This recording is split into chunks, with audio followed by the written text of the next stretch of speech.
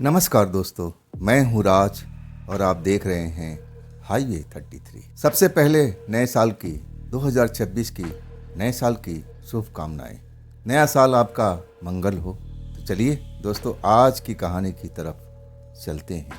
दोस्तों, दुनिया में बहुत सारे ऐसे लोग हैं जो भूतों से तो डरते हैं, लेकिन उनसे अगर पूछ लो ना कि क्या आप भूत से डरते हो, तो कहते कि ना, मैं कभी भूत को देखा नहीं, मैं भला भूत से क्यों डरूं।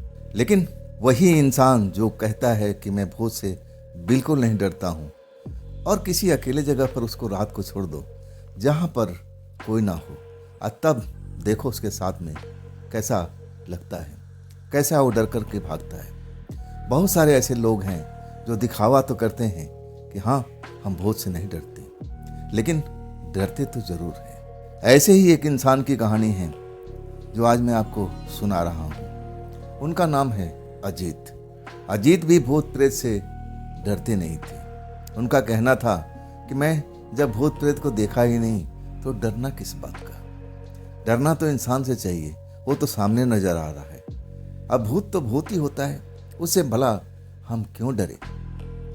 अजीत छत्तीसगढ़ के रहने वाले थे, और इनके साथ में ये जो कहानी बनी थी ना, साल था 1997। एक लंबा अरसा बीत गया था। तो चलिए अजीत के ही पॉइंट ऑफ व्यू से इस कहानी का शुरुआत करते हैं। दोस्तों, मेरा नाम अजीत है। मैं छत्तीसगढ़ का निवासी, एक छोटे से गांव का रहने वाला था। ज़्यादा पढ़ा लिखा तो नहीं था, लेकिन काम तो करना ही था। अब लड़कपन होता है ना, बचपन का टाइम, उसमें बहुत से ऐसा परिवार है जो तो पढ़ लिख जाते हैं, और कुछ हमारे जैसे परिवार होते हैं वो बिल्कुल पढ़ नहीं पाते हैं। इच्छा तो बहुत होती है कि हम पढ़ कर के आगे बढ़ें, कोई अफसर बने, कुछ और बने, लेकिन परिवार की आर्थिक स्थिति उनको आगे बढ़ने नहीं देती है। ऐसा ही कुछ मेरे साथ में हुआ था। जितना मैं पढ़ना चाहता था, पढ़ नहीं पाया। आखिरकार जब जवान हो गया, अब लगने लगा कि अब पढ़ाई तो हो नहीं पाएगी। पारिवारिक समस्या अब ठीक नहीं थी, और तब मैं अपने पिता का मदद करने लगा था। छोटी बाड़ी खेती बाड़ी थी हमारी, ज़्यादा ज़मीन नहीं था, और उसी में पिता मेरे मेहनत करते थे, मैं भी उनका साथ देता था। और तब वो कहते थे कि देख, मेरी किस्मत सही नहीं है बेटा, हम लोग गरीब पैदा हुए हैं, अभी तक गरीबी हैं, हम आगे बढ़ नहीं पाए हैं। मैं तुमको बहुत पढ़ाना निखारना चाहता था ताकि तुम्हारा भविष्य उज्जवल हो, इसके बाद हमारा भी भविष्य सुधर जाए।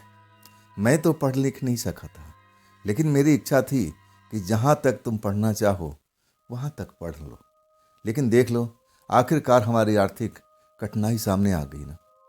उनकी आंखों में आंसू आ गए थे, और तब मैं उनको समझाया था कि पिताजी, आपने अपना कर्तव्य किया, कोई बात नहीं, जो ईश्वर की महिमा थी, इच्छा थी, हम वहाँ तक तो पढ़ गए ना, अनपढ़ तो नहीं है ना कुछ तो ज़रूर करेंगे। आप बेफिक्र रहिए, हम कड़ी मेहनत करेंगे, और जब मौका आएगा तो हम आगे पढ़ेंगे भी। अभी पढ़ने का उम्र मेरा ख़त्म नहीं हुआ है, और पढ़ाई किसी उम्र में की जा सकती है। मैं पिताजी को बहुत समझाता था। पिताजी को लगता था कि मैं उनको झूठा दिलासा दे रहा हूँ, लेकिन अब वैसे ही चल रहा था हमारा परिवार। खेती बाड़ी जो थी उसी से गुजर बसर होता था। मैं भी जाता था, मेरे पिताजी भी मेहनत करते थे, लेकिन जितना हमारा घर का खर्च था उतनी आमदनी हो नहीं पाती थी। अब मैं बड़ा हो चुका था। अब मैं सोचा कि खेती बाड़ी पर निर्भर रहना ठीक नहीं है। मुझे अब आसपास में कहीं निकलना चाहिए, कुछ ना कुछ काम जरूर करना चाहिए। मैं एक दोस्त के साथ में पास के शहर में पहुंच जाता हूँ। अब पढ़ा लिखा तो था, तो मुझे एक शौक पर काम मिल जाता है, और मैं उस काम को अब करने लगता हूँ। मेरा जो दोस्त का घर था ना, वो थोड़ा दूरी पर था, अलग कॉलोनी में था। वहाँ से मुझे बहुत लंबा पैदल चलना पड़ता था। मेरे पास में पैसा नहीं था कि मैं साधन करके और उस शॉप तक आऊँ जहाँ पर मैं काम करता था। शॉप के मालिक बड़ा दयालु किस्म के थे। वो मेरी मेहनत देखते थे। मैं जब उनके दुकान पर लगा था ना, तो दुकान का हुलिया बदल कर रख दिया था। साफ सफाई से दुकान को चमकाता रहता था। पढ़ा लिखा था तो हर चीज़ को सहेज करके एक जगह पर लगाता था जहाँ पर उसको होना चाहिए। ढूंढने में अब बिल्कुल टाइम अब ख़त्म ना हो। मैं ऐसा सामान सेट करके रखता था कि आराम से कोई भी जा कर के सामान को ढूंढ सकता था। अब ये सब मैं बदलाव दुकान में करने लगा ना, तो मेरे मालिक बहुत खुश मुझ पर रहने लगे। अब मानते भी थे। सुबह मैं जब कभी लेट हो जाता था ना, तो डांटते नहीं थे, कहते थे कि अजीत आज बेटा लेट हो गए। तब मैं कहता था कि जी सर, लेट होने के कारण मेरे पास में पैसे नहीं है ना, मैं इतना किराया खर्च नहीं कर सकता। मेरा दोस्त के घर पर रहता हूँ, दोस्त का घर यहाँ से काफ़ी दूरी पर है, मुझे पैदल चल के आना होता है। तब वो सोचने लगते हैं। आखिरकार एक दिन कहते हैं कि अजीत बेटे, तुम मेरी एक बात मानोगे? तब मैं कहने लगा कि हाँ हाँ सर, बोलिए, क्या कहना चाहती हैं? तब कहते हैं कि बेटा देखो, मैं चाहता हूँ कि तुम समय पर पहुँचो। जब से तुम आए हो ना, कुछ ही दिन समय पर पहुँच पाए हो। अब मैं चाहता हूँ कि सबसे पहले आकर के तुम दुकान खोला करो। मैं तुम्हें दुकान का चाबी देना चाहता हूँ, तुम वक्त पर आकर के ये काम कर सकते हो। वो मुझ पर विश्वास करने लगे थे। उनको लगा कि ये लड़का है ना, भरोसे का है, और मैं उनका भरोसा कभी तोड़ा नहीं था। कई बार उन्होंने मुझे आजमाया भी था, और उस आजमाहट में मैं बिल्कुल सच्चा निकला था। भरोसा ऐसे थोड़ी बन जाता है, बनाना पड़ता है, उसके लिए मेहनत करना पड़ता है। तब वो खुश हो गए थे, मुझ पर भरोसा करने लगे। तब कहने लगे बेटा, मेरा कुछ ही दूरी पर एक कॉलोनी में मैं बहुत साल पहले एक घर लिया था, छोटा सा घर।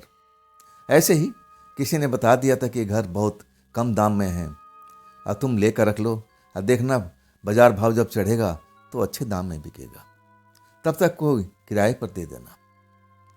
मैं तो देखने तक नहीं गया था, मेरा बेटा गया था देखने के लिए। वो साहब बता रहे थे, दुकान का मालिक बता रहे थे, और घर का सौदा हमने कर लिया था। लेकिन जब सौदा वगैरह हो गया, तब मैं गया था देखने के लिए 2 महीने के बाद में, कि चलो घर की थोड़ा रंग रंगाई करके साफ सफाई करके इसको किराए पर चढ़ा दिया जाए, ताकि कुछ पैसा वहाँ से भी आता रहे। जब मैं पहली बार गया था वहाँ पर मजदूरों को लेकर के साफ सफाई कराने के लिए, रंग रोगन कराने के लिए, तब वहाँ पर पड़ोस के घर पर एक अंकल थे। वो बड़े ध्यान से मुझे देख रहे थे। मैं अपना काम तो करा रहा था, मजदूर अंदर लगे हुए थे, तो मैं बाहर आ गया था। बाहर आकर के ऐसे ही घूम रहा था, टाइम पास कर रहा था। तब वो अंकल अभी भी खड़े मुझे घूर रहे थे।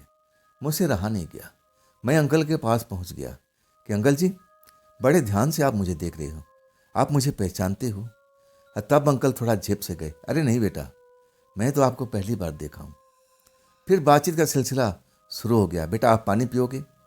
धूप हो गई है, दोपहरी हो गई है, प्यास भी लगी होगी। तब मैं कहता हूँ ठीक अंकल, अब ला दीजिए, ठंडा सा पानी दे दीजिए। तब हमारी बातों का सिलसिला आगे बढ़ने लगा। अंकल डरते डरते कहने लगे, बेटा एक बात तुमसे कहूँ, बुरा तो नहीं मानोगी ना? तब मैं कहने लगा कि अंकल, बुरा मानने वाली क्या बात है, जरूर आप कहिए। तब कहने लगे दबी जुबान से कि बेटा, ये जो तुम घर खरीदे हो, मैं तो सुना हूँ कि ये भूतहा घर है। यहाँ तो रात में कुछ आवाज़ें भी किसी औरत की मुझे भी सुनाई थी एक आध बार में।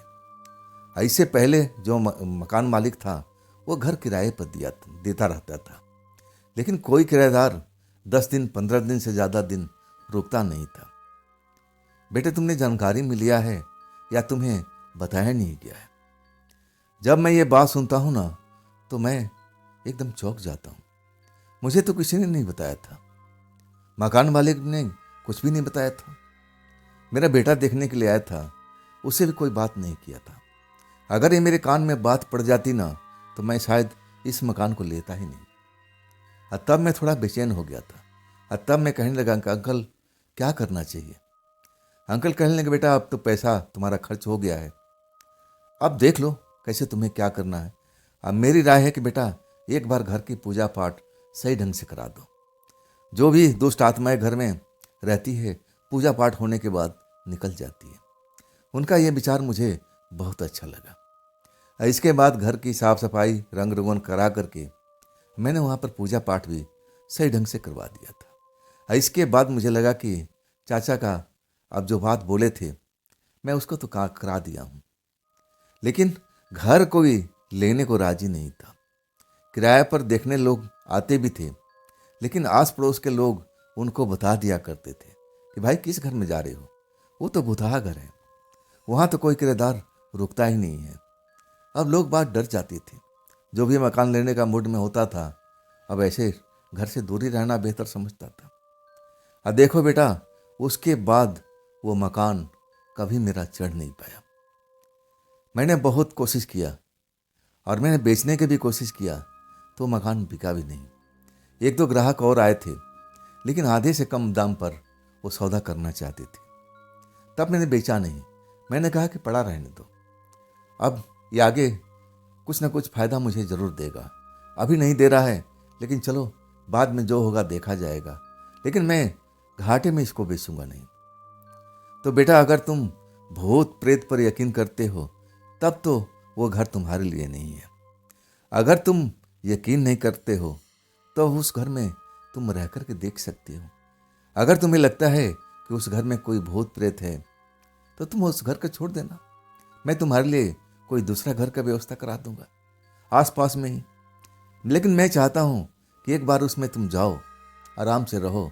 अगर कोई दिक्कत परेशानी होती है, तुम्हें लगता है कि वास्तव में जैसे लोग वहाँ गली मोहल्ले के बोलते हैं उसमें कोई औरत का रोने की आवाज़ आता है, अगर ऐसा में तुम्हें कुछ महसूस होता है तो तुम उस घर को छोड़ देना। चाहे बेशक आधी रात को ही निकल जाना, मुझे परवाह नहीं है। अगर तुम्हारे में हिम्मत है, और तुम तो कहते हो ना कि मैं भूत प्रेत को कभी मानता नहीं हूँ, मैं डरता नहीं हूँ, तब मैंने ये बात तुमसे कही है। अगर सच में तुम भूत प्रेत को नहीं मानते हो, तुम उनसे नहीं डरते हो, तो एक बार जा सकते हो।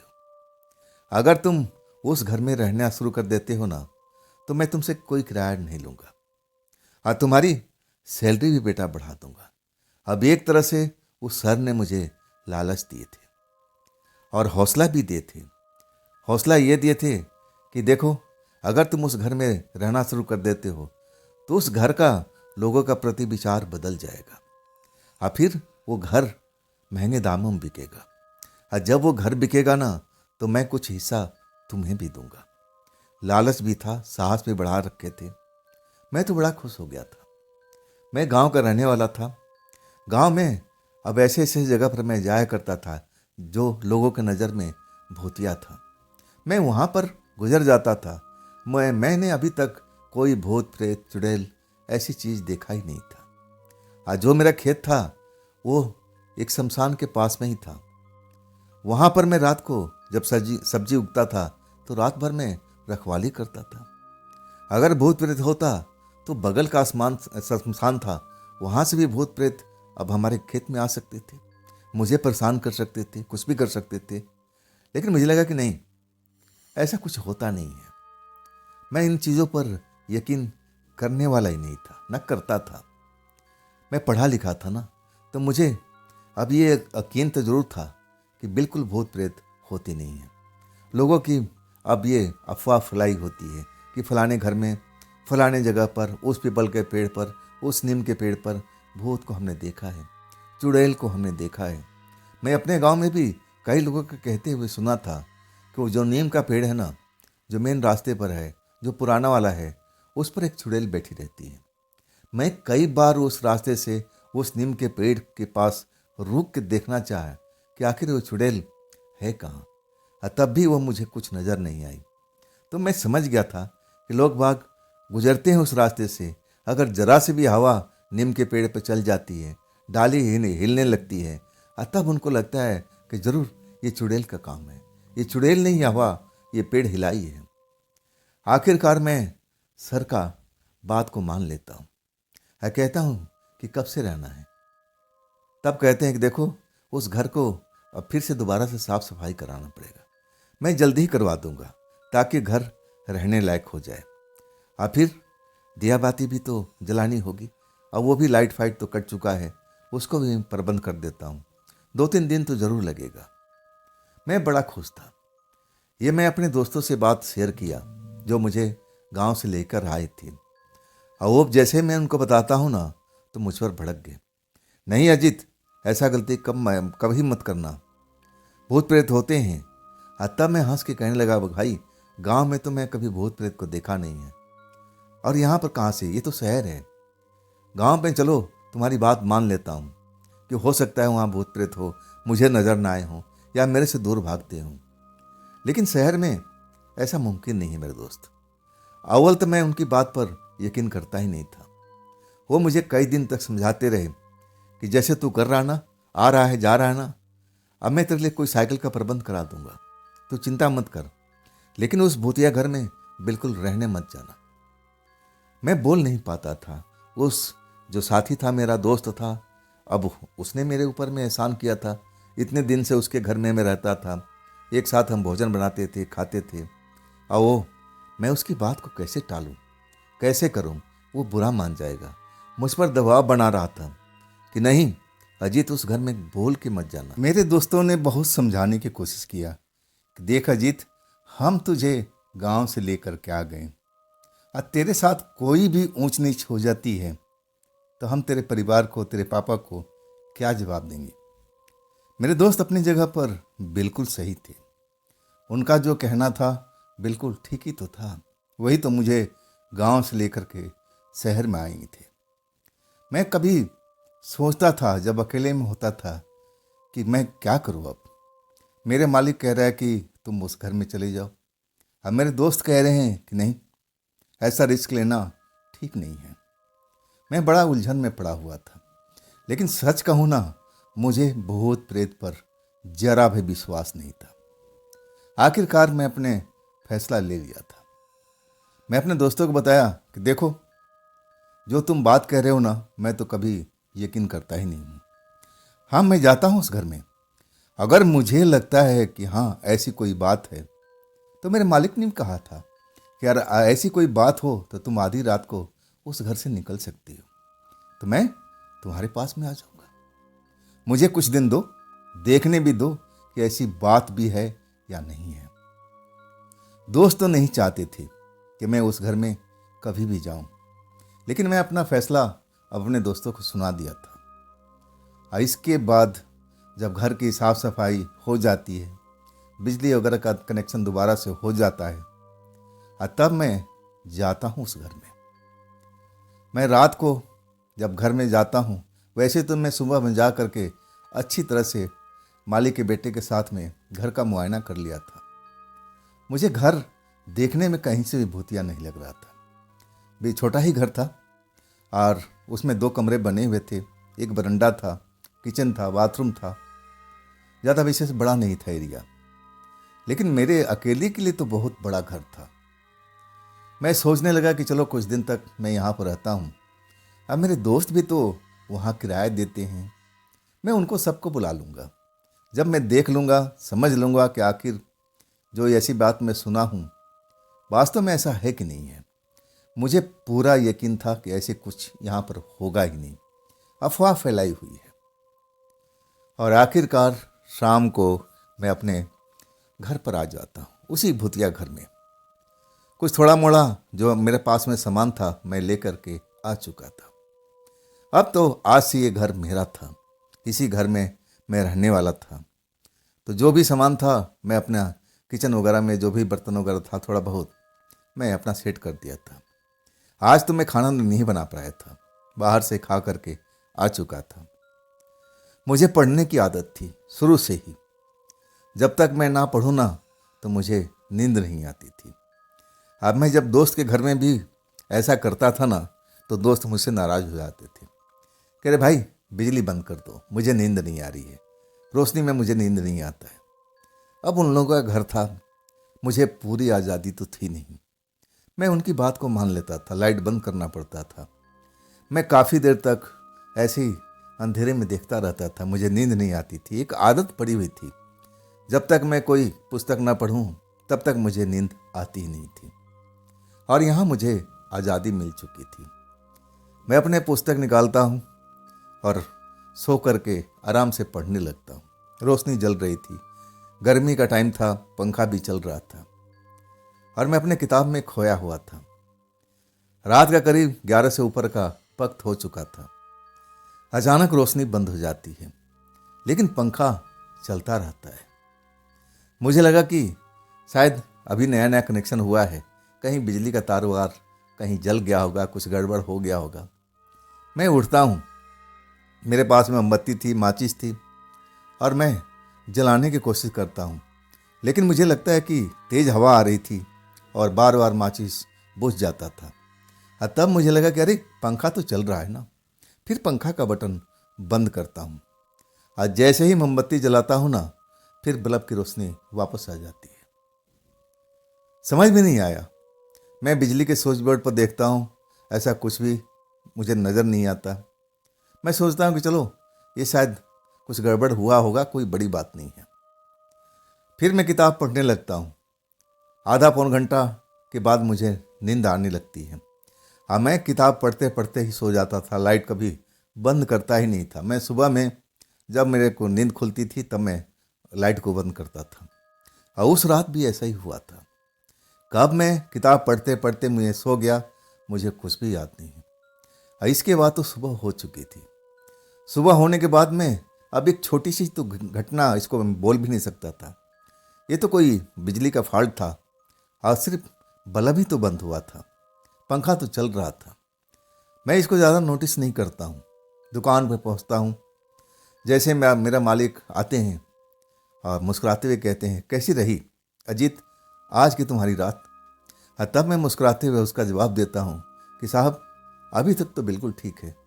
मुझे उम्मीद है कि ऐसा कुछ भी नहीं है जो आप बता रहे हैं ना, पड़ोसियों को एक अफवाह फैलाई हुई है, ऐसा कुछ नहीं होता है। अब मेरे मालिक कहते हैं कि ऐसा ही हो, जैसा तुम कह रहे हो ना ऐसा ही होना चाहिए। अब फिर अपने काम में हम लोग लग जाते हैं। फिर वही शाम होती है और शाम के टाइम में मैं सोचता हूँ कि कुछ अपने लिए खाना ही बना लूँ, यानी कि होटल का खाना मैं ज़्यादा दिन तक खा नहीं सकता था। तो कुछ साग सब्जी बाज़ार से लेकर के मैं अपने घर पहुँच जाता हूँ। किचन में स्टोव जलाता हूँ और खाना बनाना शुरू कर देता हूँ। तब रात के करीब 9 से ऊपर का वक्त हो चुका था। अब मैं सब्जी बिठा करके बाथरूम में चला जाता हूँ नहाने के लिए, यानी जब तक सब्जी पक जाएगी तब मैं रोटी बनाऊँगा। जैसे मैं नहाने के लिए जाता हूँ और जब वापसी आता हूँ ना, मुझे एक बार आभास हुआ कि किचन के अंदर में कोई लड़की जैसा मुझे पहली नज़र में महसूस हुआ था, दिखाई पड़ा था। लेकिन अगले पल जब मैं देखता हूँ ना, तो वहाँ कोई था ही नहीं। मुझे लगा कि मेरे आंखों का भ्रम है। इस घर के बारे में इतनी इतनी अफवाह सुन चुका हूँ, मुझे लगा कि यही सब भ्रम मेरे दिमाग में चल रहा है। मैं उस पर ध्यान नहीं देता हूँ। सब्जी बन चुकी थी, अब फिर मैं रोटी बना करके भोजन करता हूँ। अब फिर वही आराम करना था। किताबें खोल लेता हूँ, बिस्तर पर बैठ करके कुछ देर बैठ कर पढ़ता हूँ और जब थकावट होने लगती है तो मैं लेट जाता हूँ। करीब आधा पौन घंटा हो चुका था किताब पढ़ते हुए। अब फिर जैसे कल वाली समस्या फिर खड़ी हो गई। पंखा तो चल रहा था, लेकिन बिजली का बल्ब बंद हो चुका था। मेरे सिरहाने पर रखा हुआ था माचिस और मोमबत्ती।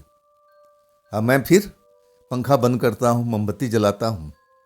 मुझे उम्मीद थी कि मैं मोमबत्ती जलाऊंगा और कुछ देर के बाद में जैसे कल हुआ था फिर रोशनी आ जाएगी, लेकिन रोशनी आती नहीं है, लाइट आती नहीं है। तब मैं बिजली का स्विच देखता हूँ कि इसमें कोई खराबी तो नहीं है।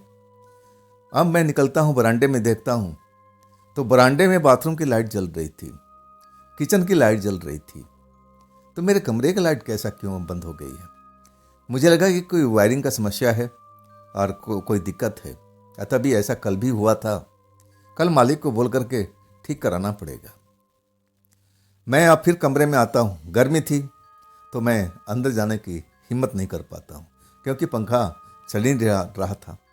तब मैं सोचने लगता कि अब मैं क्या करूँ। बरामदे में घूमने लगता हूँ। छत पर मैं जाने को सोचता हूँ। मैंने सोचा कि नहीं, छत पर नहीं जाएंगे, ऊपर साफ़ सफाई सही ढंग से नहीं है, कूड़ा कबाड़ भरा हुआ था, मैंने देखा था दिन में, और वो सब साफ़ सफाई हो नहीं पाई थी। अब मुझे गंदगी में सोना बिल्कुल अच्छा नहीं था। मगर मैं बरामदे में घूमता रहता हूँ। अचानक किचन की जो लाइट जल रही थी ना, वो भी बंद हो जाती है। अब मेरे कमरे की रोशनी फिर लौट आती है। पंखा भी चलने लगता है और फिर रोशनी भी, बल्ब भी जलने लगता है। मैं समझ नहीं पाया कि आखिर मेरे कमरे की लाइट बंद होती है तो किचन का जल जाती है, बाथरूम का जल जाता है, लेकिन बाथरूम का बंद नहीं हुआ था। किचन वाला बंद हुआ तो मेरे कमरे के फिर रोशनी आ गई थी। मुझे लगा कि बिल्कुल 100% वायरिंग का फॉल्ट है। जिसने भी काम किया है ना, सही ढंग से किया नहीं है। कल मालिक को बताएंगे। और इसके बाद अब मैं किताब नहीं पढ़ता हूँ। टाइम ज़्यादा हो चुका था तो मैं अपने बिस्तर पर आराम करता हूँ। अब कुछ ही देर में मुझे नींद आ जाती है। जब कुछ किचन में खड़खड़ खड़खड़ की आवाज़ आती है, जैसे कोई बर्तन खड़क रहा हो, जमीन पर गिर रहा हो, ऐसा आवाज़ मैं सुनता हूँ तो मेरी नींद खुल जाती है। कोई बिल्ली उल्ली आ गई होगी, मुझे ऐसा लगा। लेकिन किचन में ऐसा कुछ खाने पीने का था ही नहीं। मैं जो खाना बनाया था तो वो तो मैं खा चुका था। लेकिन बार बार बर्तन के खड़कने की आवाज़ आती है ना, तो फिर मैं सोते से उठ जाता हूँ। चल के देखना चाहिए। मैं बरामदे में आता हूँ और इसके बाद देखता हूँ कि तो रोशनी जो बंद हुई थी बल्ब की, वो जल रही है। एक परछाई सी मुझे दिख रही है। लड़की की परछाई थी। परछाई? ये कौन है भाई? क्या मेरे किचन में कर रही है? मैं तो खड़ा खड़ा बस उस परछाई को देखता रहा। अब परछाई वो ऐसे जैसे कोई काम कर रहा हो, किचन के अंदर में कुछ खाना बना रहा हो, कुछ बर्तन सफाई कर रहा हो। मुझे ऐसा परछाई हिलती डुलती नजर आ रही थी। मैं सोच नहीं पाया, ना समझ पाया कि आखिर ये कौन हो सकती है। मुझे लगा कि चल के देखना चाहिए, कोई चोर चकारी तो नहीं है। मेरे मन में ऐसा ही संदेह हुआ था। मैं दबे पाँव जाता हूँ। आज जैसे ही किचन का एक पल्ला बंद था, एक पल्ला खुला हुआ था। आज जैसे ही दूसरा पल्ला खोल करके देखता हूँ, पहली बार एक लड़की को देखता हूँ। उम्र 25 से 30 साल के बीच में, सफ़ेद कपड़ा पहने हुए और जो दुपट्टा था अपने मुंह को बांधे हुए थी। बस उसका आंखें मुझे नजर आ रहा था, बाल खुले हुए थे। आज सही में वो बर्तनों के साथ में खेल रही थी। कोई खाना नहीं बना रही थी, ना बर्तन को साफ सफाई कर रही थी। जो भी छोटे मोटे मेरे बर्तन थे ना, उसे वो खेल रही थी। कभी इधर सरका रही थी, कभी इधर सरका रही थी। आज जैसे ही मुझे देखती है ना, तो उसके जो खेल रही थी बर्तनों के साथ में, वो खेलना बंद हो जाता है। मेरी तरफ आंख फाड़ फाड़ के देखने लगती है। उस टाइम मेरी भी बोलती बंद हो जाती है। जब मैं उसको अंदर देखता हूँ ना, तो ऐसा क्या होता है कि मैं उससे पूछना चाहता था कि तुम कौन हो, लेकिन मैं पूछ ही नहीं पाता हूँ। लगातार उसकी तरफ मैं देखने लगता हूँ। और तब शायद उसको एहसास हो चुका था कि मैं उसको घूर रहा हूँ। और फिर वो जैसे बर्तन को अपने हाथों में पकड़ रखी थी, वो बर्तन को छोड़ देती है। अब मेरे ही बराबर से निकल करके भागती है। अब फिर मेरे ही कमरे के अंदर में जा करके अब कहाँ चले गई, मुझे उस टाइम तो पता ही नहीं चला था। मेरे बगल से गुजरी थी। हवा का एक झोंका तेजी से गुजरा था मेरे बगल से। अब मैं पलट कर देखता हूं तो मैं अपने कमरे में उसको जाते हुए देखा था। मैं तो सन्न रह गया था। ये कौन है भाई? कौन है? क्या इसी को लोग भूतनी तो नहीं कहते थे? ये कोई चोर चकार तो नहीं है? मुझे मेरे मन में यही लगा। मेरे बटुए में ऐसा कुछ ज़्यादा पैसा नहीं था, रोज़मर्रा का खर्चे के पैसे में रखता था। मुझे लगा कि मेरा बटुआ साफ हो जाएगा, मेरा बटुआ गायब हो जाएगा। किचन में इसको कोई कीमती चीज़ तो मिला नहीं, तो शायद ये अब मेरे कमरे में दौड़ पड़ी है। मुझे चल के देखना चाहिए, नहीं तो मेरा बटुआ गायब हो सकता है। मैं जल्दी से कमरे में अंदर पहुंचता हूं। अब पूरा हर तरफ देख लेता हूं, कोई कोना छोड़ता नहीं हूं। वो लड़की थी ही नहीं। जबकि मैं अपनी आंखों से उसको अपने कमरे में जाते हुए देखा था। मैं डरा नहीं था, मैं डरपोक नहीं था। मैं बहुत ही भूत प्रेत से अलग मानता था। मैंने कभी भूत प्रेत को देखा नहीं था, तो मैं विश्वास भी नहीं करता था। मेरी नज़र में वो चोर चक्का थी, चोरी करने के लिए हमारे घर में आई थी। मैं अभी तक उसको यही समझ रहा था। आज जब मुझे नज़र नहीं आती तो मैं थोड़ा परेशान हो गया था। तब मुझे लगने लगा कि कहीं अड़ोसी पड़ोसी जो मेरे मालिक हैं, इसी भूत प्रेत को तो नहीं बात कर रही थी जो लड़की है। लेकिन लड़की अगर भूत प्रेत होती तो मुझसे डर के क्यों भागती? वो तो मुझे डराती, मुझे डराकर इस घर से भगा देती, मुझ पर हमला कर देती। लेकिन ऐसा तो उसने कुछ भी नहीं किया। मैं डरा हुआ तो नहीं था, लेकिन मैं सोच में जरूर पड़ गया था कि ये लड़की मेरे कमरे में आकर के अब फिर कहाँ चलेगी, कहाँ चलेगी। मैं अब इतना बड़ा कमरा तो था नहीं और उसमें कोई अलमारी कोई ऐसा चीज़ तो था नहीं कि लड़की जाकर छुप गई हो। मेरी चारपाई के नीचे अब मैं वो भी देख लेता हूँ। मैं बाथरूम भी जाता हूँ कि कहीं मेरी आंखों का धोखा नहीं, कहीं बाथरूम में तो नहीं चली गई है, और कहीं पर भी नजर नहीं आती। दूसरा कमरा भी देख लेता हूँ, उसमें भी नहीं थी। वो तो कमरा बिल्कुल खाली था, उसमें तो कोई सामान था ही नहीं। अब फिर मैं अपने कमरे में लौट आता हूँ। मुझे लगता है कि मेरे आंखों का भ्रम था क्या, मुझे तो ऐसा ही महसूस होने लगा। ऐसे कैसे हो सकता है? जिस लड़की को मैं किचन में देखा मेरे बगल से भागती हुई मेरे कमरे में आ जाती है, हवा में गायब हो जाती है। दीवार में कोई दरवाज़ा है, तहखाना तो नहीं बना हुआ है, कहीं तहखाने में तो नहीं घुस गई। लेकिन ऐसा कुछ भी नहीं था। रात के करीब 2 बज चुका था। मेरा जितना मुझे अनुमान था कि 2 से कम तो नहीं हुआ होगा। मैं बड़ा परेशान था उस लड़की के लेकर के। आखिर गई तो कहाँ गई? जब वो लड़की नहीं मुझे नहीं मिलती है ना, तब मैं थोड़ा परेशान जरूर होता हूँ, लेकिन डरता नहीं। सोचता हूँ चलो सुबह देखी जाएगी। इसके बारे में मैं मालिक से बात करूँगा। क्या यही कोई प्रेतात्मा थी जिसके वजह से ये घर भूतिया बना हुआ है? मैं मालिक से ज़रूर बताऊँगा इसके बारे में। अब फिर मालिक ज़रूर मुझे अब इसके बारे में कुछ ना कुछ सलाह देंगे कि करना क्या चाहिए। यही सब सोचते सोचते मैं अपने बिस्तर पकड़ लेता हूँ। अब मुझे नींद भी आ जाती है। मुश्किल से मुझे लगता है कि मैं ज़्यादा देर सो नहीं पाया था, अभी कच्चा ही नींद था। तभी मुझे कोई उठा देता है। जैसे मुझे कोई स्पर्श करता है तो मेरी आंखें खुल जाती है। देखता हूँ कि वही लड़की मेरी चारपाई के बगल में खड़ी है, अब मुझे घूर रही है। उसने मुझे उठाया था। जब मैं उसको देखता हूँ ना तो चौंक करके सोते सोते उठ के बैठ जाता हूँ। अब पहली बार मेरे मुंह से आवाज़ निकलती है, तुम कौन हो? तुम कोई चोर उचक्का तो नहीं हो? तब कुछ बोलती नहीं है, लगातार मेरी तरफ देखती रहती है। मैं उसको देख करके हैरान बहुत था। मन में थोड़ा अजीब लग भी रहा था। मेरा मन कह रहा था कि यही प्रेतात्मा तो नहीं है जिसके बारे में इतनी अफवाह फैली हुई है कि ये घर भूतिया है, हॉन्टेड है, यहाँ कोई रुक नहीं पाता है। क्या ये यही है? मैं उससे सवाल पूछता हूँ, क्या तुम चुड़ैल हो? क्या तुम कोई भूत शक्ति हो? तब वो अपना सर हिलाती है, बोलती नहीं है, वो सर हिलाती है। तब मैं कहता हूँ कि अपने मुंह से क्यों नहीं बोलती हो? क्या वास्तव में तुम चुड़ैल हो? चुड़ैल के नाम पर वो बस सर हिलाती नहीं है, चुपचाप मुझे देखती रहती है।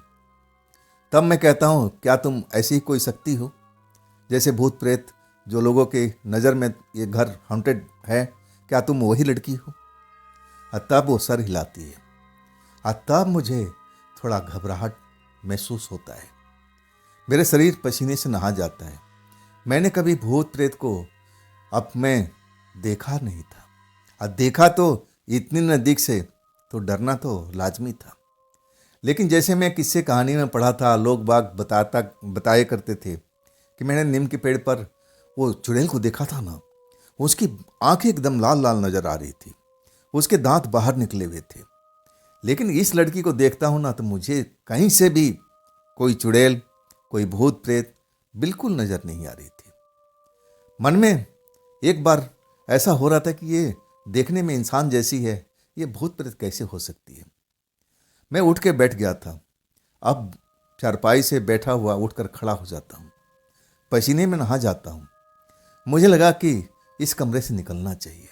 इसी वक्त में ये तो वही है जिसके बारे में चर्चा थी, सेठ जी का भी कहना था। अब मैं डर जाता हूँ। उस वक्त में मैं अपने कमरे से निकलने लगता हूँ, तब वो मुझे रोक लेती है। नहीं नहीं, पहली बार बोलती है, रुक जाओ रुक जाओ, मैं आपको कोई परेशान करने वाली नहीं हूँ। आवाज़ थोड़ा भारी जरूर थी।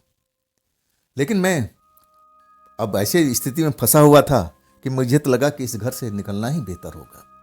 ये तो सचमुच की प्रेतनी है, चुड़ैल है, जो लोग बाग बताया करते थे, लेकिन देखने में कोई बुरी नहीं है। ये भयानक नहीं लग रही है, ये इंसान की तरह लग रही है।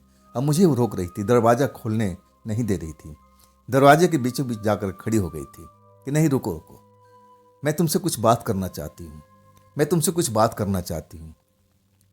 मैं अब उस पोजीशन में था, अब मैं करूं क्या? दिल तेजी से धड़क रहा था, पसीने से नहाया हुआ, डर के कारण। हमें बार बार दरवाज़ा अब कहता कि तुम हट जाओ, मुझे निकल जाने दो। मैं जान गया हूं कि तुम इस घर में रहती हो। मेरे मालिक बताया करते थे कि इस घर में लोगों की नज़र में ये भूतिया घर है, और मैं अब उससे आग्रह करता हूँ कि मैं निकल जाता हूँ। आप अपना घर में अकेले रहो, मुझे इस घर से कोई लेना देना नहीं है। मैं जाता हूँ अब।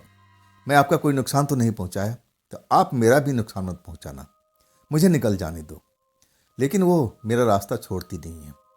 कहती आप मुझसे डरो नहीं, मैं आपको डराना नहीं चाहती, और ना मैंने आज तक किसी को यहाँ पर डराया है। कई लोग यहाँ पर आए, मैं उनसे बात करना चाहती थी, सिर्फ उनसे बात करने के लिए आई थी, और वो मुझे देख कर डर गए थे। रात में ही घर छोड़ के भाग जाते थे। मैंने जब आपको देखा, आपके अंदर में मैं साहस को परख लिया था। मुझे लगा कि आप औरों की तरह नहीं हैं, आप में साहस है, मैं आपसे बात कर सकती हूँ, आप मुझसे डर कर भागेंगे नहीं। और तब मैंने आपसे अब मिलने के लिए कोशिश किया, लेकिन आप भी तो डर रहे हैं ना। मैं आपका कोई नुकसान नहीं पहुंचाना चाहती, मैं आपसे एक मदद मांगना चाहती हूँ। मुझे सूझ नहीं रहा था कि मैं ऐसे वक्त में क्या जवाब दूँ। मुझे तो लग रहा था कि इस घर से निकलना ही मुझे ठीक रहेगा। और तब मैं कहता हूँ कि मैं इंसान हूँ, मैं आपका कोई मदद नहीं कर सकता, मुझे आप जाने दीजिए, मुझे आप जाने दीजिए। लेकिन वो लड़की मेरा रास्ता छोड़ती नहीं है, जाने नहीं देती है, और कहती है कि आप मेरा मदद कर सकते हो। मैं कई लोगों से मदद मांगी जो इस घर में रहने के लिए आए थे, लेकिन सब मेरे से डर करके भाग गए थे। उनकी नज़र में एक बुरी आत्मा हूँ, लेकिन मैं ऐसी आत्मा नहीं हूँ जो किसी को तकलीफ पहुँचाती हूँ। मैं अब समझ गया था कि जब तक दरवाजे से नहीं हटेगी, तब तक तो मैं निकल नहीं पाऊँगा। तब मैं थक हार गया था।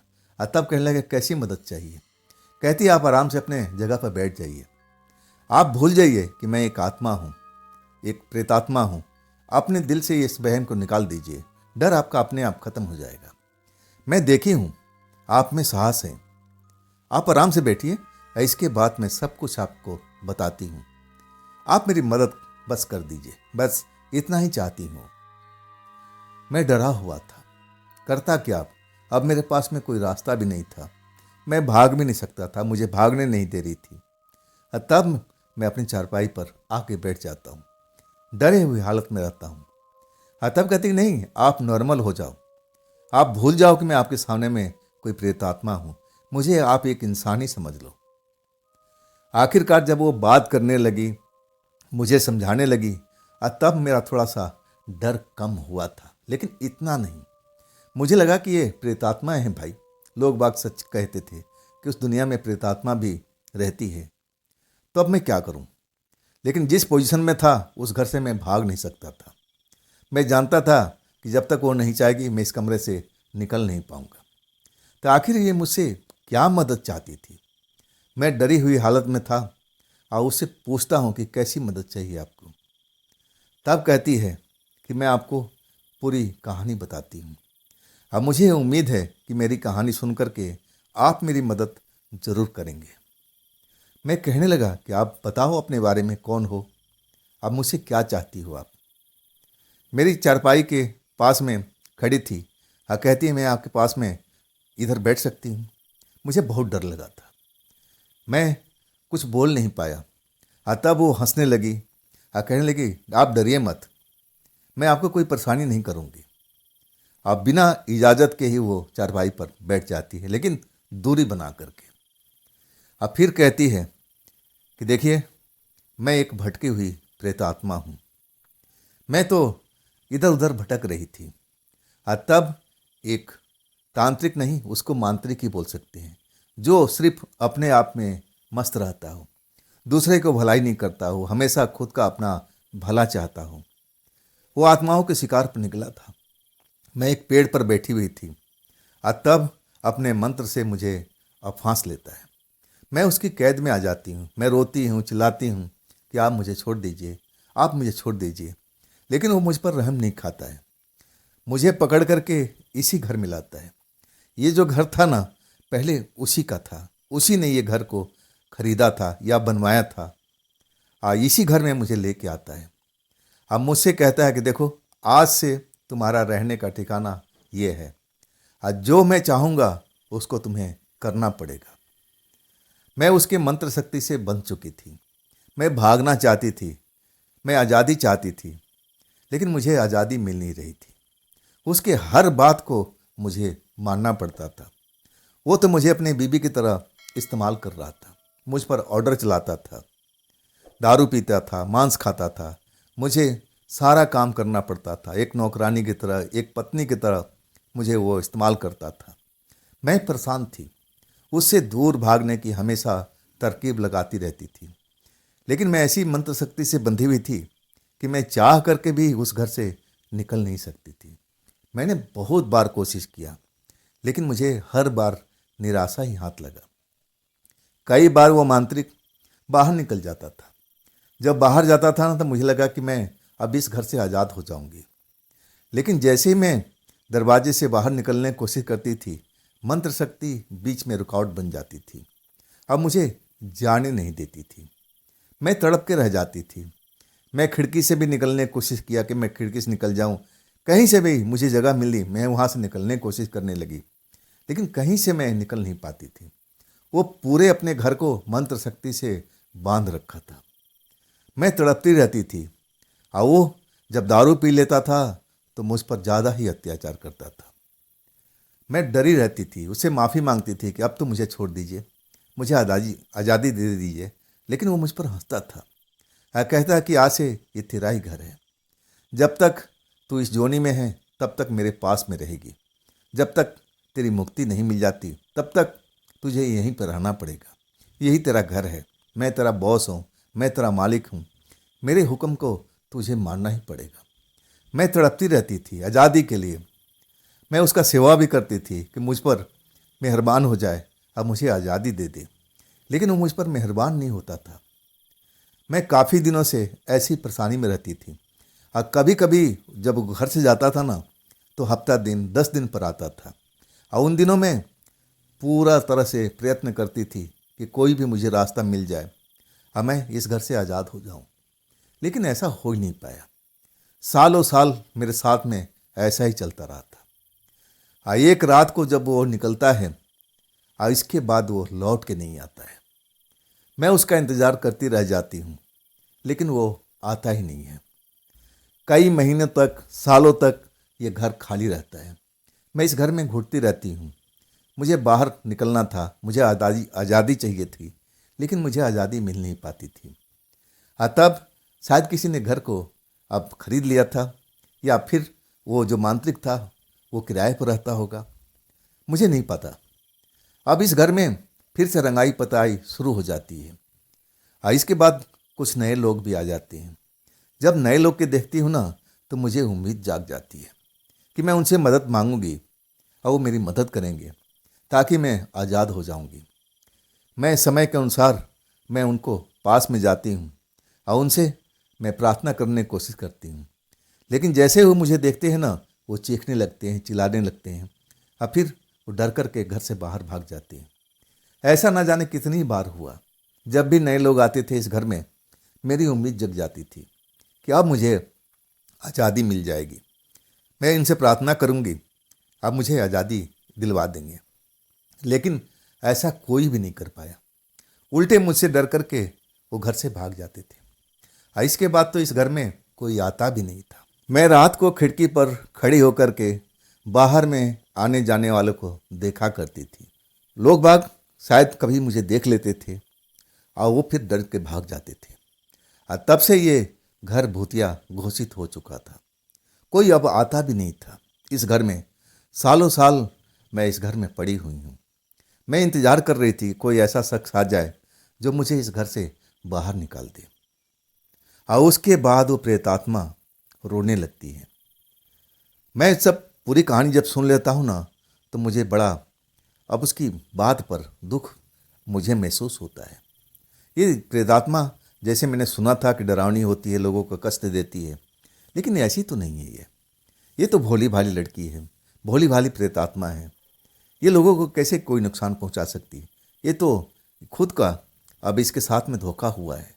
कोई मांत्रिक इसको पकड़ के लाया और अपने कब्जे में रखा, इसका इस्तेमाल करता रहा।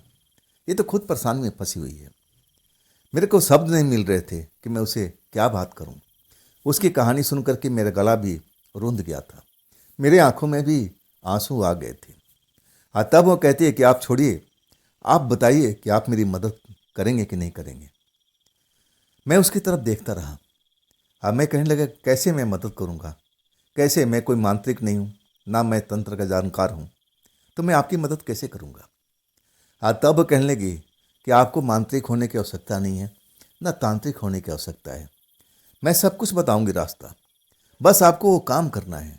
इसके बाद मैं इस घर से आज़ाद हो जाऊंगी, सदा सदा के लिए। आपका कुछ नहीं जाएगा। मैं सोच में पड़ गया था कि आखिर में मुझसे क्या करवाना चाहती है। कहीं मैं कोई नुकसान तो नहीं उठा लूँगा इसके चक्कर में आकर के।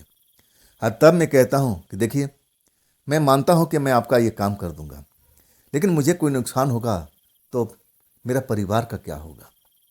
मेरा परिवार, आप समझ लो कि अब नुकसान में तो मेरा परिवार उठा लेगा। तो सोच समझ कर मुझे फैसला करना पड़ेगा। अभी मैं इस फैसले पर पहुंच नहीं पाया हूं। मुझे कुछ वक्त दीजिए ताकि मैं फैसले को आपको बता सकूं, सोचने समझने के बाद में। लड़की कहने लगी कि इतना सोचने वाला काम नहीं है, लेकिन फिर भी आप सोचिए, विचारिए, लेकिन ये बात किसी और को मत बताइएगा। ये बात अपने तक सीमित रखिएगा। और एक बात मैं आपको और बता दूं, ये काम मैं मुफ्त में नहीं कराऊंगी।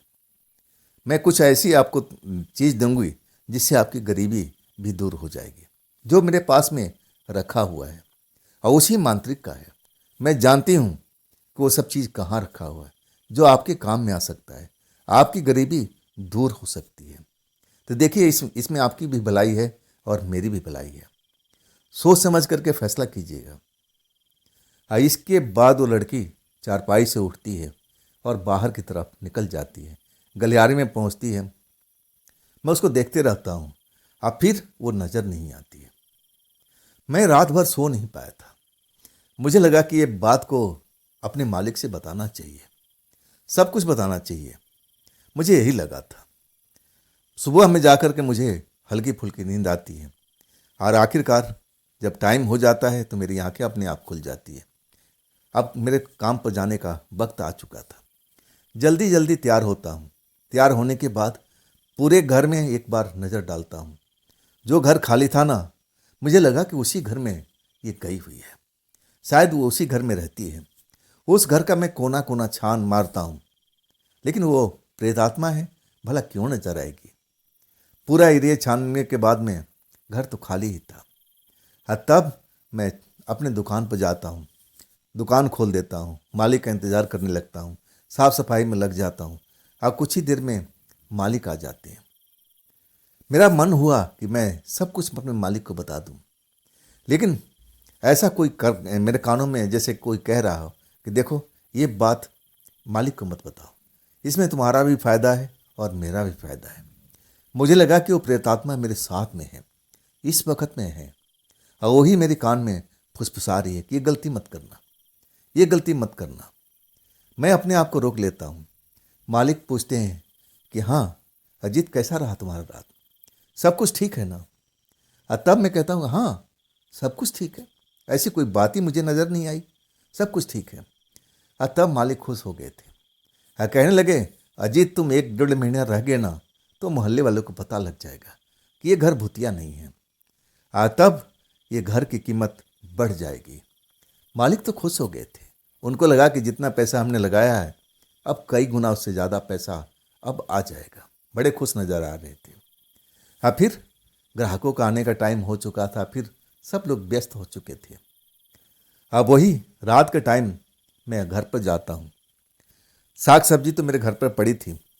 अब मैं साग सब्जी अब बनाने की कोशिश करता हूँ। 9 साढ़े 9 का वक्त हो गया था। जैसे ही मैं चूल्हा जलाता हूँ और जैसे ही मुड़ के देखता हूँ तो वही लड़की मेरे पीछे खड़ी थी। और जैसे देखता हूँ तो मैं थोड़ा घबरा जाता हूँ, अरे आप। तब कहती है कि आप हट जाओ, मैं सब्जी काट देती हूँ, आप इसके बाद में बना लेना, मुझे काम आता है। बस मैं चूल्हा नहीं जला सकती, ना चूल्हे के पास जलती हुई मैं खड़ी हो सकती। मैं समझ गया था कि मैंने सुना था कि प्रेतात्मा आग से डरती हैं, आग से घबराती हैं। तब कहता है कि नहीं नहीं, आपको कुछ करने की जरूरत नहीं है। अरे छोटा सा काम है, मैं खुद कर लूँगा, आप जाइए, मुझे अपना काम करने दीजिए। लेकिन वो जाती नहीं है, किचन में खड़ी रहती है। मैं अपना काम करता रहता हूँ और वो मुझसे बात करती है। कहती है कि आप कुछ समझें मेरे बारे में, कोई फैसला कर पाए। तब मैं कहता हूँ कि नहीं, मुझे अभी वक्त चाहिए, मुझे 2-3 दिन दीजिए, तब मैं आपको अपना फैसला सुना दूंगा कि मुझे क्या करना होगा। लेकिन वो जाती नहीं है। मेरे आगे पीछे जो मैं काम करता हूँ वो मेरे पीछे पीछे रहती है, सब कुछ देखती है। मैं खाना खाता हूँ तो सामने बैठ जाती है। तब मैं उसे कहता हूँ कि अगर आप भूखी हैं तो खाना खा सकती हैं, ज़्यादा है मेरे पास में खाना। तब कहती है कि नहीं, मुझे भूख नहीं लगती है, ना मुझे प्यास लगती है। मैं खाना तो चाहती हूँ लेकिन मैं खा भी नहीं सकती। मुझे इन बातों का अनुभव नहीं था। मैं तो कई बार उससे जिक्र किया था कि मुझे लगता है कि आपको भूख लगी है, आप खाना खा लीजिए, लेकिन वो मना कर देती है। मैं खाना खा करके अपने बिस्तर पर सो जाता हूँ तो मेरे चारपाई पर सिर वो आकर के बैठ जाती है। अब फिर अपने बारे में वो कुछ बताने लगती है कि मैंने बहुत कष्ट झेला है इस घर में आकर के। मैं तो आज़ाद थी, जहाँ मर्जी मैं जा सकती थी, आ सकती थी, आप मेरी मदद कर दीजिए। आप देखिए, ज़्यादा सोचिए मत, विचारिए मत, आपका भी इसमें फ़ायदा है और मेरा भी फ़ायदा है।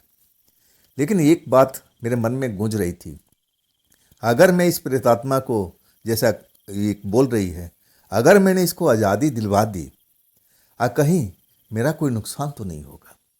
मैं इस चीज़ को कन्फर्म करना चाहता था, लेकिन कन्फर्म मैं किससे करूं? मालिक से बात करना ठीक मुझे नहीं लग रहा था।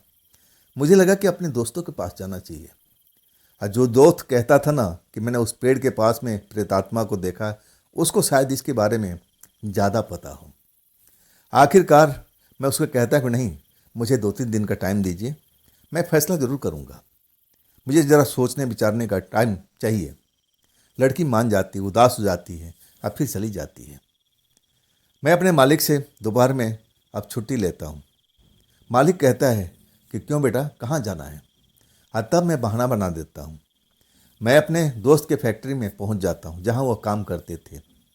अब मैं उनको बुलाता हूँ, पूरी कहानी मैं बता देता हूँ कि देखो, उस घर में ऐसा समस्या है जो मैंने बताया था, तुम मना भी किए थे, लेकिन वो प्रेतात्मा बिल्कुल फंसी हुई है घर में।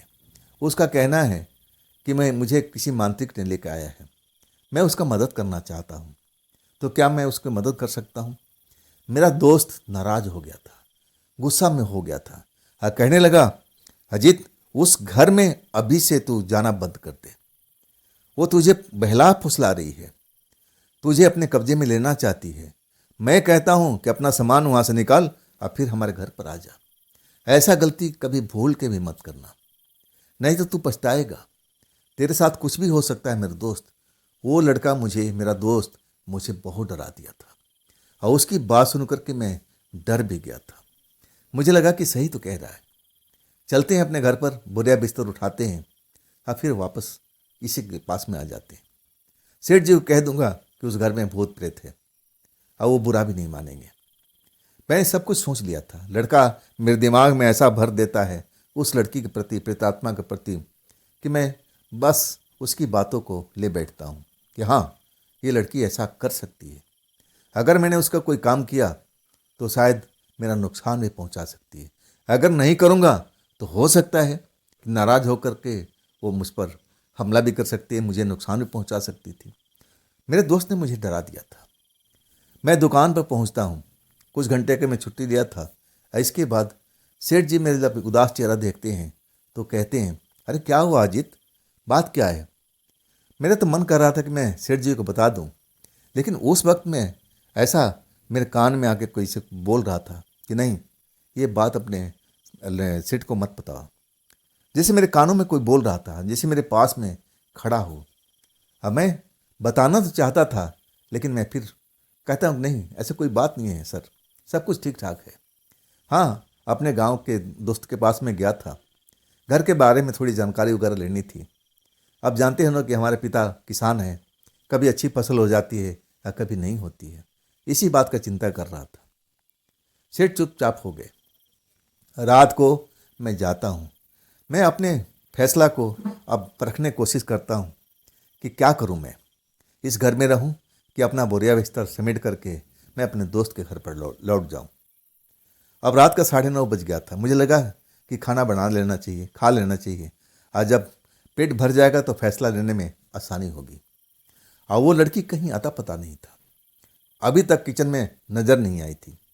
खाना बना भी लेता हूँ और खा भी लेता हूँ, और इसके बाद मन तो करता है कि थोड़ी देर में आराम कर लूँ। दिन भर थका हुआ था तो चारपाई पर लेट जाता हूँ।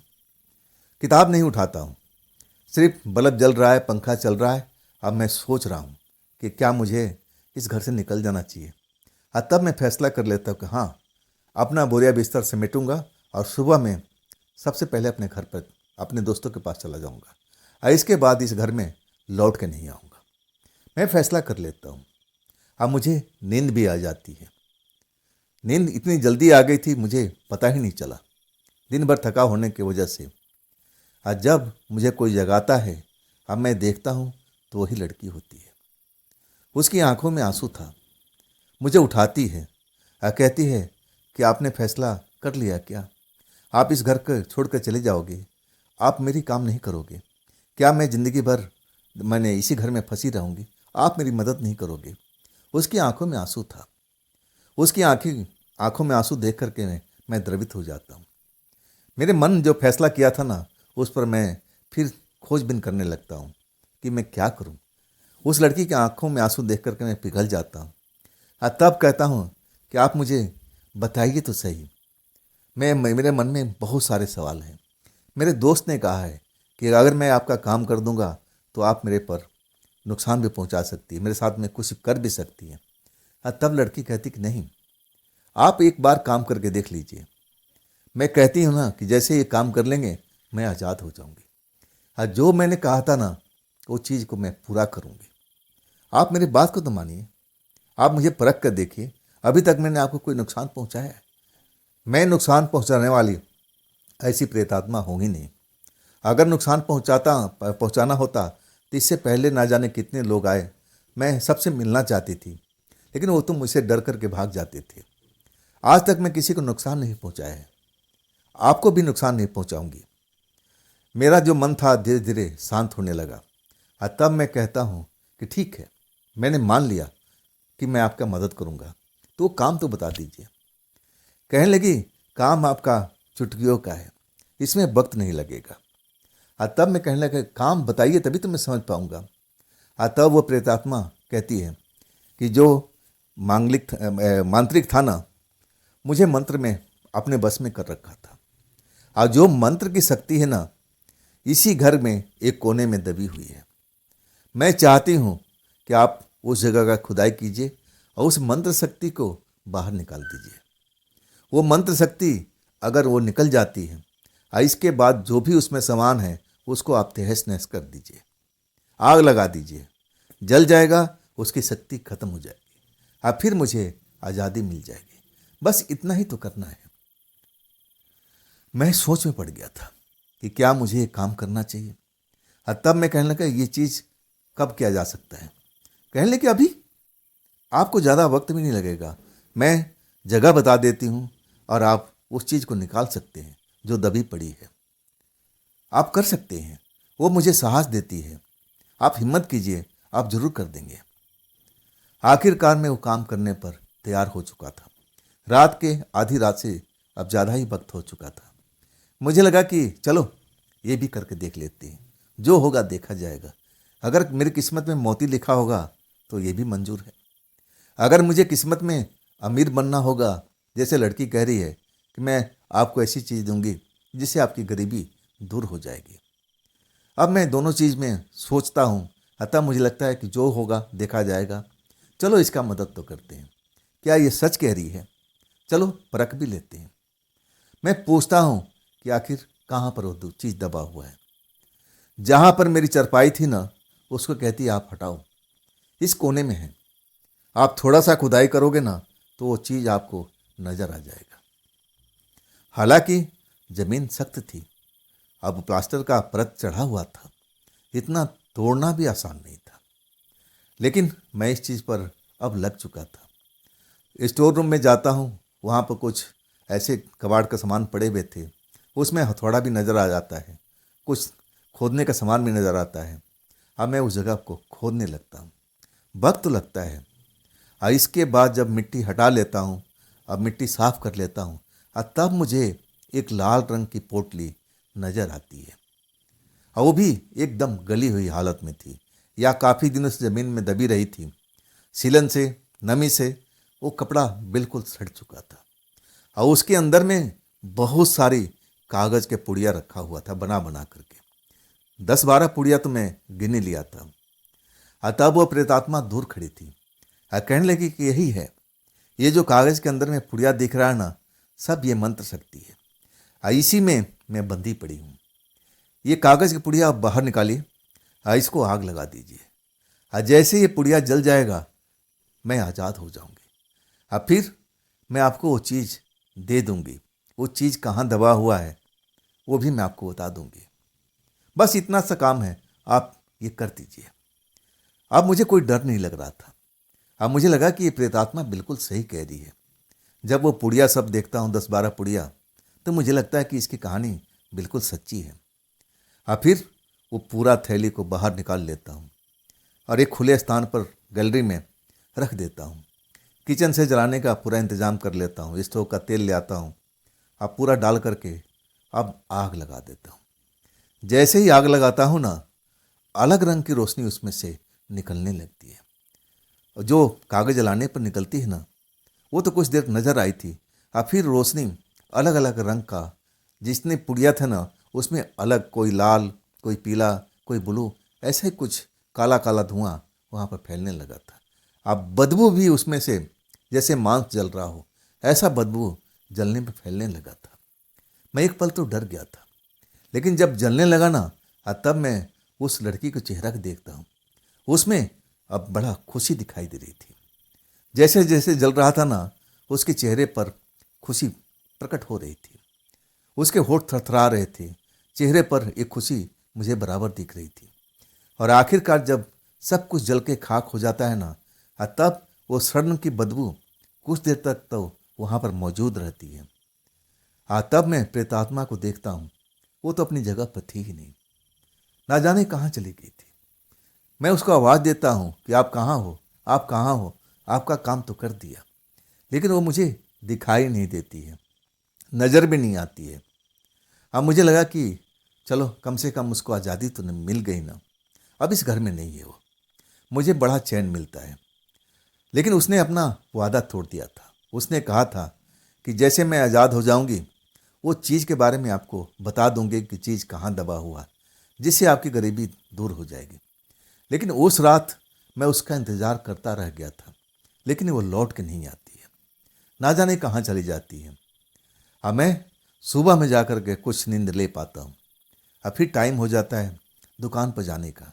मुझे लगा कि अब मालिक साहब को बता ही देना चाहिए कि सब कुछ काम मैंने कर दिया, लेकिन सोचा कि नहीं, जब तक मुझे कुछ इंतज़ार करना चाहिए, क्या पता वो प्रेतात्मा लौट के आ जाए। मैं मालिक को नहीं बताता हूँ। फिर शाम को लौटता हूँ, खाना वाना बनाता हूँ, और इसके बाद बिस्तर पर आ जाता हूँ। अब मुझे थोड़ा अच्छा लग रहा था। मैं उसको आज़ाद करा दिया था ना, तो मुझे सीने पर से एक बोझ हट गया था। अब मेरे साथ में ऐसा उसने कोई व्यवहार भी नहीं किया था। मैं उसके चेहरे पर खुशी साफ साफ दिखा था। वो बहुत खुश नज़र आ रही थी। जब वो कागज़ के पुड़िया जल रहे थे ना, तो उसके चेहरे का रंगत बदलता जा रहा था। उसके चेहरे पर अब एक रंग आ रहा था, एक रंग खुशी का, मैं उसको साफ साफ देख रहा था। मैं सो गया था, किताब पढ़ते पढ़ते मेरी आदत थी। और इसके बाद वो मुझे जगाती है, उठो उठो। जब मैं उसको देखता हूँ तो एक बार चौंक जाता हूँ। फिर तुम आ गई, फिर आ गई, तुम तो आज़ाद हो गई थी। और तब कहती, हाँ मैं आज़ाद हो गई हूँ, मुझे आज़ादी का एहसास करना था। और तब मैं अपने पुराने जगह पर लौट के चली गई थी। मैं मैं खुली हवा में थी। और तब मुझे लगा कि मैं अपना वादा तो भूल आई हूँ। और तब मुझे अपना वादा याद आ गया, और इसलिए मैं लौट के आ गई। चलो मैं वो जगह दिखाती हूँ, चलो आओ जाओ, जगह दिखाती हूँ। वो दूसरे कमरे में जो बिल्कुल खाली पड़ा था, एक कोने के पास में ले जाती है, कहती हैं यहाँ खुदाई करो। उसकी बात को मानता हूँ और फिर मैं वहाँ खुदाई करता हूँ। एक कपड़ा का बंडल मुझे फिर दिखाई देता है, थैली सी नजर आती है। कहती है यही है, इससे तुम्हारी गरीबी जरूर दूर हो जाएगी। अब इसके बाद जैसे ही मैं कपड़ा खोलता हूँ, वाकई मेरी आंखें चमकने लगती हैं।